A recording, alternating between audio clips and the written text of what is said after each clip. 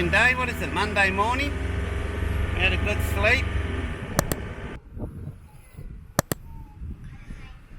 So here we are, we're at Happy Valley. Got the fuel here. Fuel $2.35 a litre. So we're in Happy Valley. Look at that.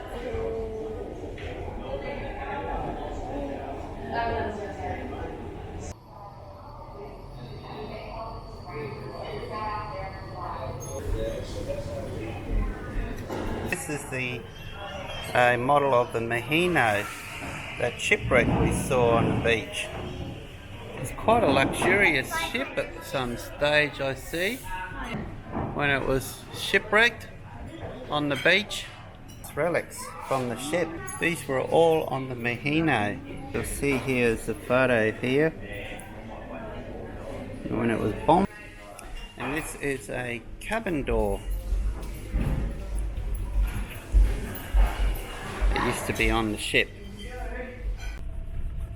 We are going on a little tourist drive. This is the one that goes from Happy Valley and comes out that past Lake Allen.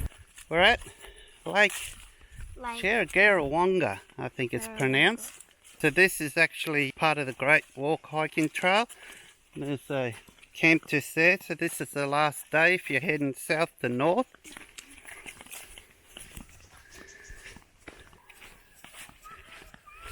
There's the lake.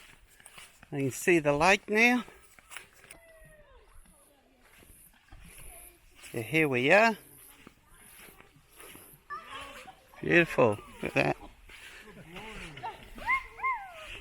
So the water's a lot lower than it used to be. Just a quick stop here today.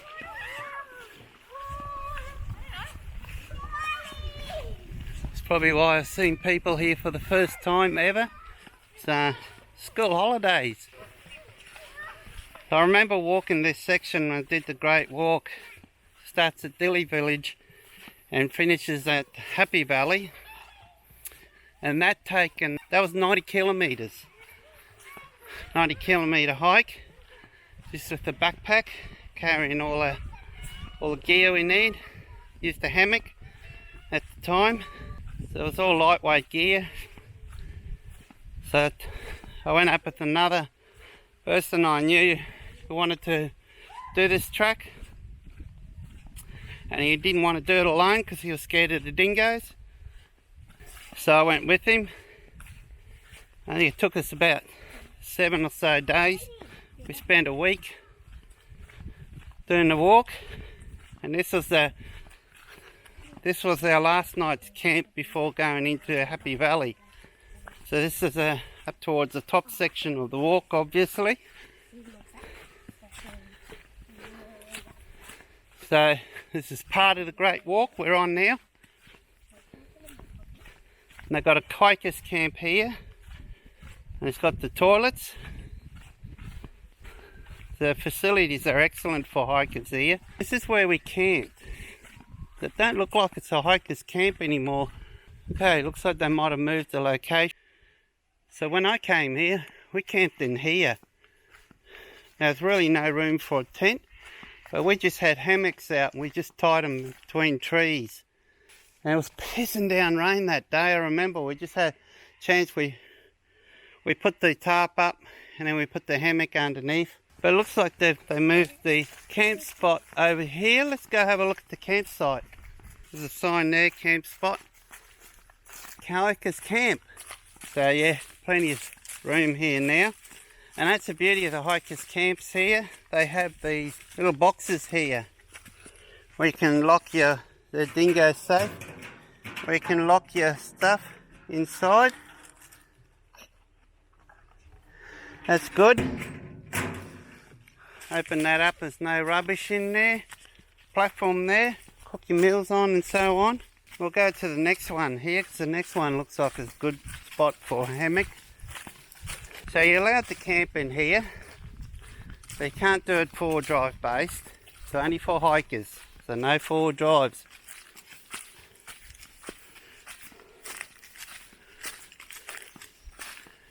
Here it is. You could try a hammock. So this is dingo zone here. You do get dingoes here, so the hikers camp are not dingo proof.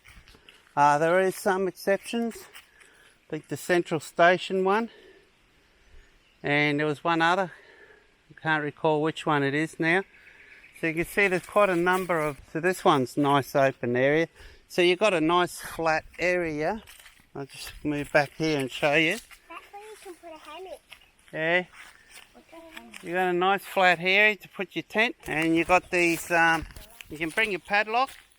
Drove up the beach and stopped by camp, had a quick lunch. And we're on this track that we were planning on earlier on. So we're off to Lake Alum. Going to have a look at Lake Alum. And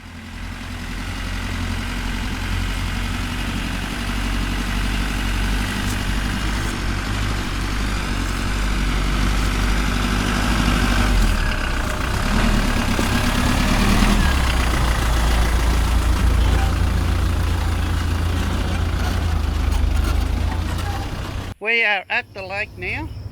No, it's coming. There we go. Look at that.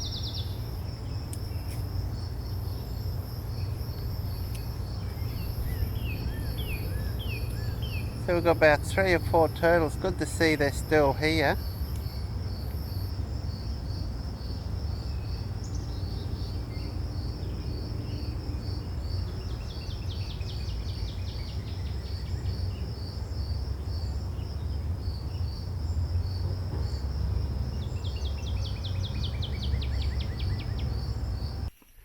Now that tree, years and years ago, that little bridge there, that wasn't there.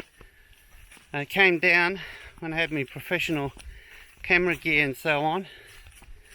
Came down, there was a whopping big sanguina over 4 foot long, sitting right at that tree. Sort of half its body was going up the tree, the other half was on the base. I went up to and I got close, and I got to within about 2 feet of him. And I sat there just taking photos after photos. And I got some cracker photos. I won quite a few nature photographic competitions with that slide.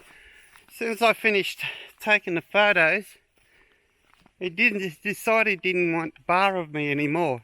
So he started getting a bit aggro. So what he did, he chased me. He chased me all the way up.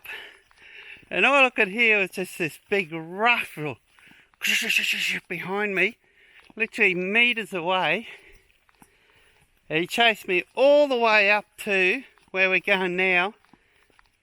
And I had to jump on top of these tables, wooden table and chairs you see here. And I think this is the very one that I'm coming to right now, guys. Right here. You see, I'm just walking past it now. That table and chair, I had to stand on top of the table, and this sanguina was at the base there, just wanting me big time. It took ages before he would leave me alone. I could get back to the car. So the girls are showing you an example of what I did. I just stood there. Every time I attempt to move, this thing was chasing me. And mind you, this thing was over 4 foot long, sanguina. It was humongous. There used to be heaps here. They were all over the place. I've only seen one. The whole time I've been on the island, I've seen one now, and it was like half the size of what they used to be here. Used to camp here. This was the campground, right here. Many years ago, that's why this spot is here. It was set up for camping. So it was a wonderful campsite. It was one of my favourite because no one ever came here. I used to come camp here and I was the only person here. This has not changed hardly at all. Nice to come back here again. It's been a while since I've been here. So we're going to head back down to the beach.